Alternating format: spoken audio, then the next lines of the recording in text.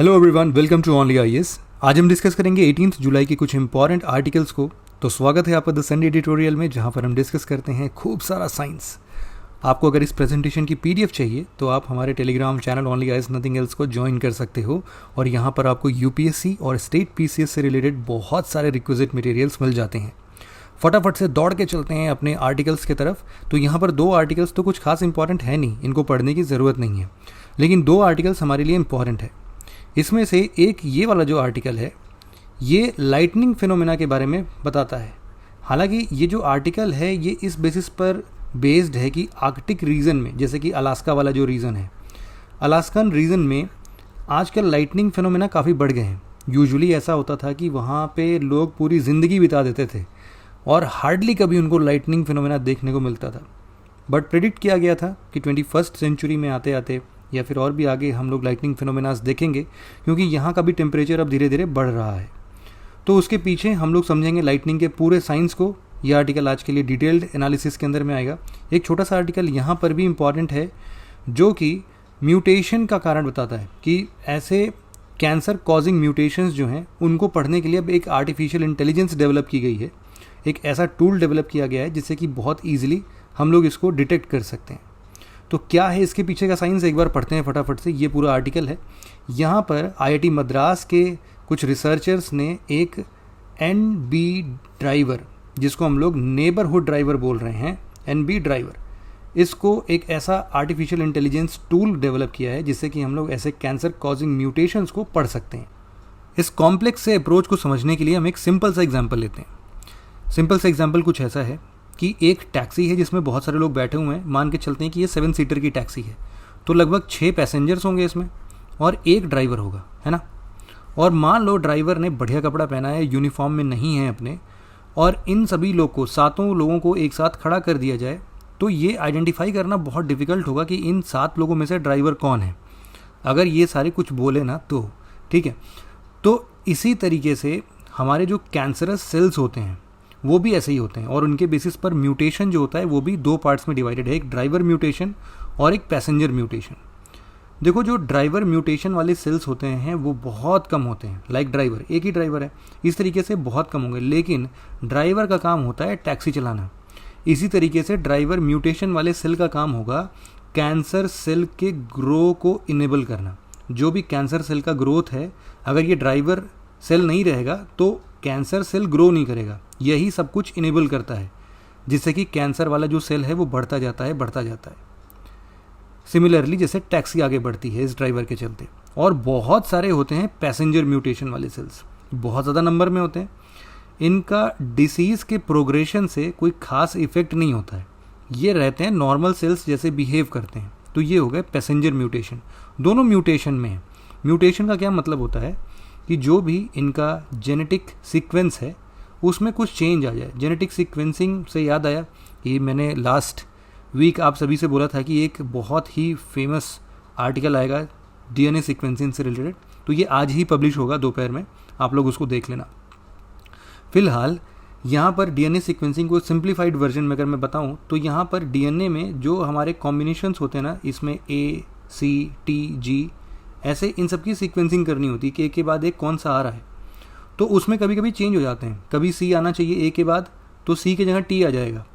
तो ऐसे कुछ डिफरेंसेस आते हैं, इनको हम लोग बोलेंगे कि भैया ये म्यूटेशन हो गया इनके अंदर। तो म्यूटेशन हमारे सेल्स में एक नॉर्मल फिनोमेना है जो कि अपने एक ग्रेजुअल स्पीड से होता रहता है। आपने देखा है, अभी कोरोना वायरस वाला देखा है ना, म्यूटेट हो जाते हैं।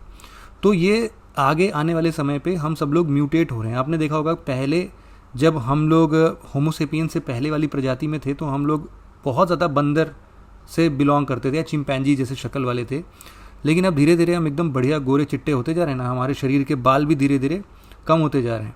तो अभी आप देखोगे कि अगर आप फाइंड करते हो ऐसा कि आपके दोस्त यार में कोई ऐसा पर्सन है जिसके बॉडी हेयर्स बहुत कम है, तो आप समझना कि वो एडवांस जेनेटिक म्यूटेशन वाला बंदा है, और जिसके बॉडी हेयर्स बहुत ज़्यादा हैं तो वो थोड़े पुराने वाले ज़माने का है।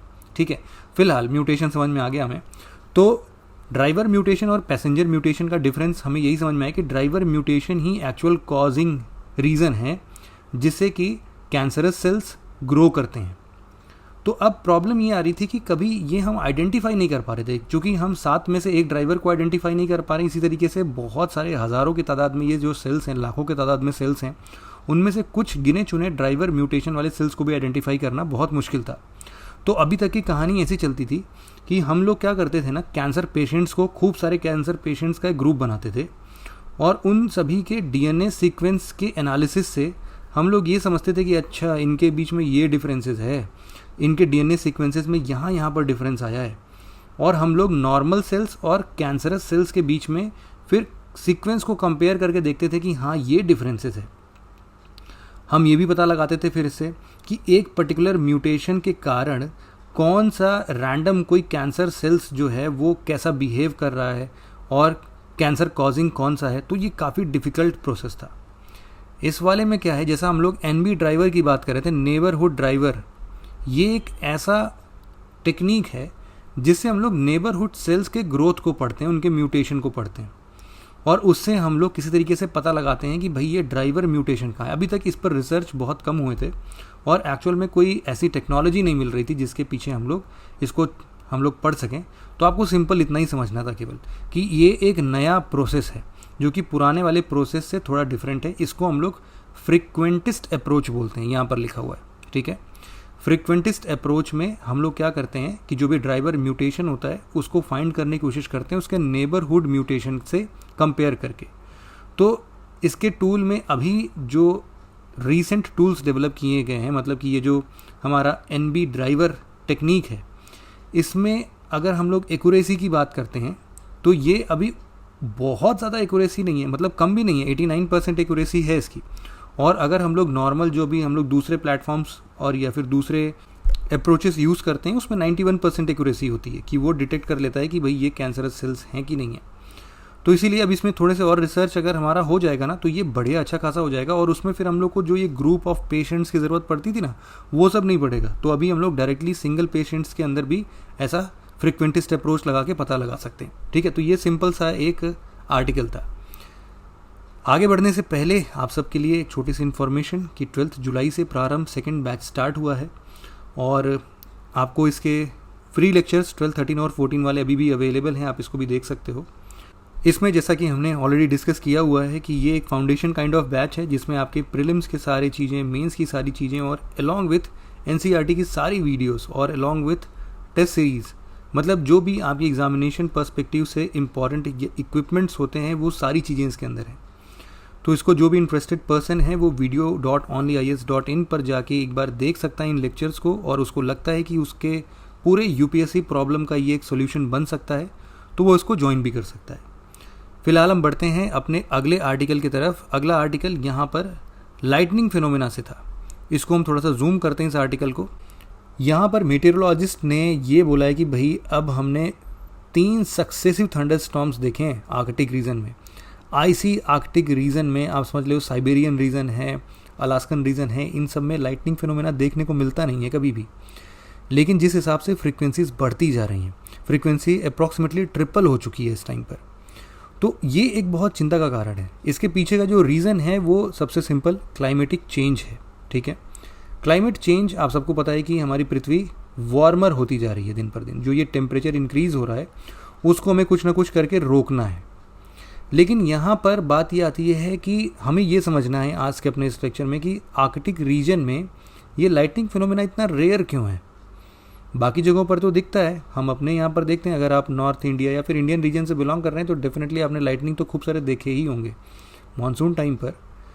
तो एक बार लाइटनिंग के पीछे के साइंस, इस पूरे आर्टिकल को समझने के लिए हमें लाइटनिंग फिनोमेना को समझना बहुत ज़रूरी है। लाइटनिंग फिनोमेना को या फिर उसके डेवलपमेंट को आप ऐसे 4 स्टेजेस में डिवाइड कर सकते हो। सिंपल, एक ग्रोथ का स्टेज हो सकता है, एक आपका डेवलपमेंट का स्टेज होगा, एक आपका इलेक्ट्रिफिकेशन का, और एक डिसिपेशन का। इसको थोड़ा सा और सिंप्लीफाई करते हैं।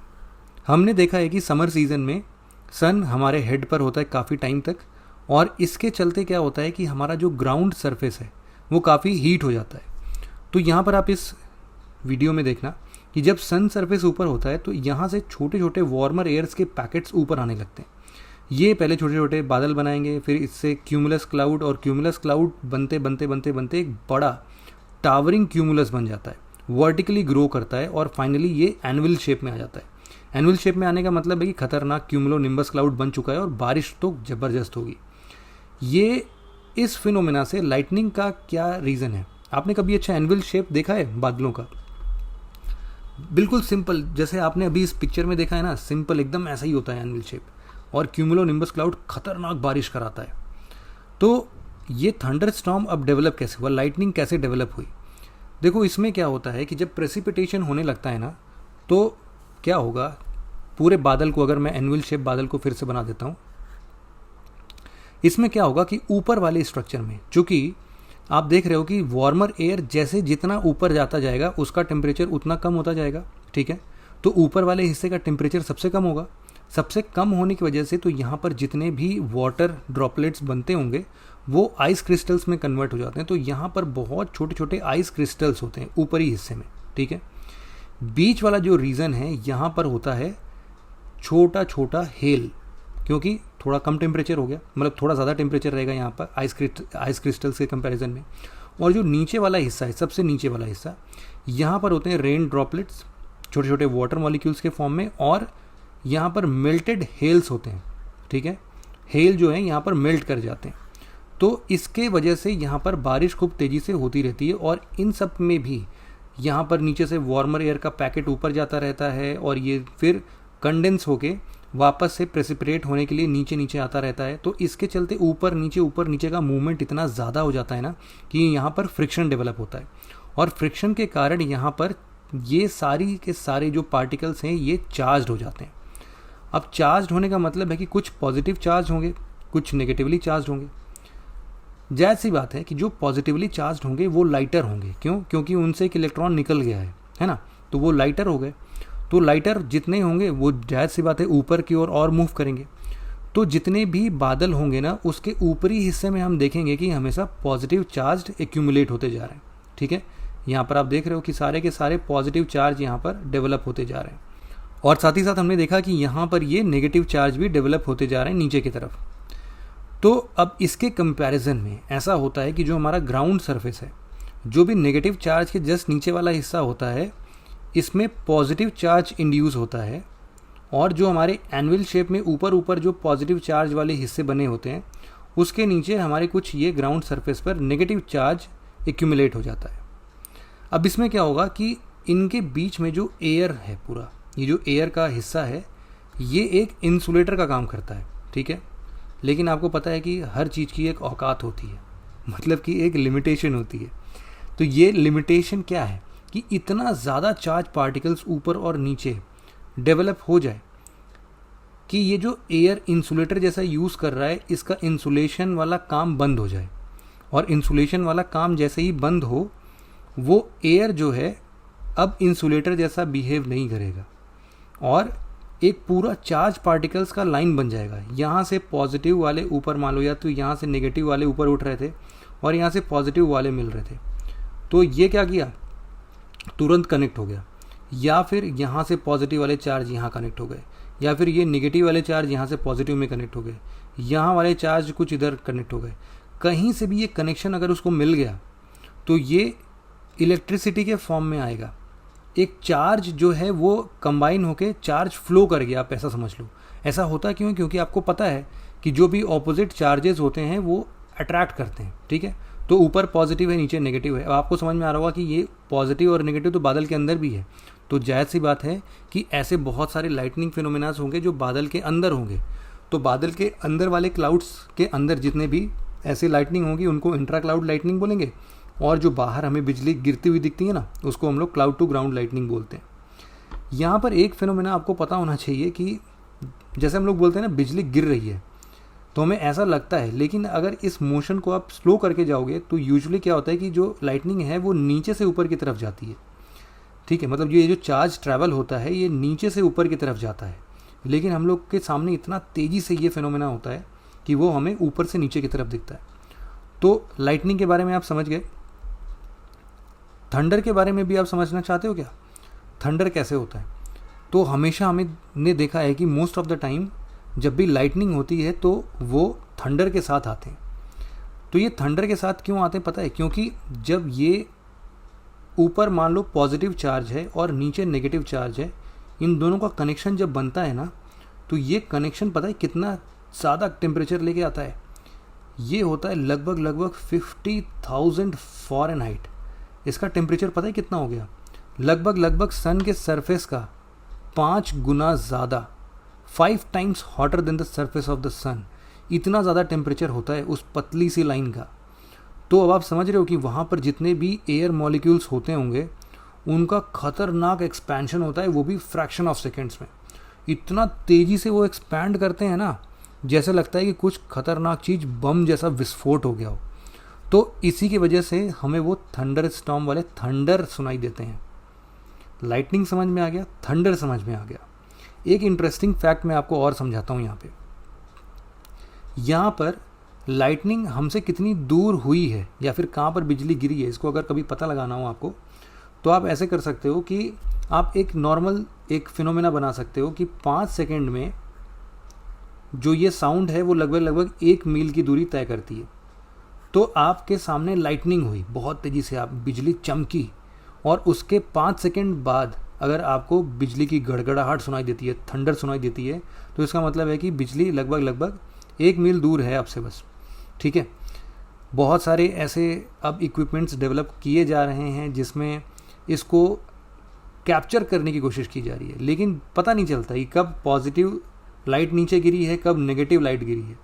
तो इसीलिए कुछ ऐसा डिवाइस बना पाना बहुत मुश्किल है। और आप समझ रहे हो कि कितने थाउजेंड्स ऑफ वोल्ट्स ये जनरेट करती होगी। तो एक बार ये अगर किसी ने कैप्चर कर लिया तब तो फिर बहुत ज़्यादा इलेक्ट्रिसिटी हम इकट्ठे कैप्चर कर लेंगे। लेकिन अब उसके लिए अभी तक तो ऐसी कोई टेक्नोलॉजी नहीं बनी है। फिलहाल अब आपको एक बात तो समझ में आ गई होगी कि आर्कटिक रीजन में ये बिजली क्यों नहीं बनती है। नहीं समझ में आया? अरे बहुत सिंपल सा है ना, वहाँ पर सन कभी ऊपर रहता ही नहीं है। ऊपर रहता नहीं है तो सरफेस में भी आप देख रहे हो कि सरफेस पूरा आइस ही होता है, ढका होता है आइस से। तो जब आइस से ढका होगा तो ये जो वार्मर एयर के पैकेट्स हैं वो बन पाएंगे क्या? कभी नहीं बन पाएंगे। तो इसीलिए वहाँ पर थंडर जैसा कुछ होता ही नहीं था, लाइटनिंग कभी होती ही नहीं थी।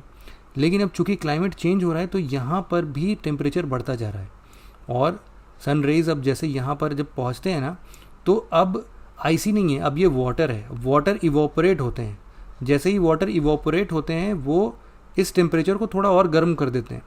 तो इसके चलते क्या हो रहा है कि अब इसके ऊपर भी ऐसे वार्मर एयर के पैकेट्स बनने लग रहे हैं जो कि ऊपर जाके ऐसे क्यूमुलोनिम्बस टाइप के क्लाउड्स बना सकें। तो इसीलिए आर्कटिक रीजन में अब ऐसे क्लाउड्स ज़्यादा बन रहे हैं। ठीक है। तो ये पूरा आर्टिकल आपको समझ में आ गया होगा मेरे हिसाब से। तो आज के डिस्कशन में बस इतना ही था, बहुत छोटा सा आज का डिस्कशन था। हम लोग दोपहर में हो सकता है फिर से मिलेंगे, और इसमें हम लोग वापस से जो हमारा डीएनए सीक्वेंसिंग का टॉपिक है उसको हम फिर से बहुत डिटेल में पढ़ेंगे। ठीक है। तो आज के डिस्कशन को यहीं पर एंड करते हैं। Thank you very much for listening it very patiently friends. Have a nice day.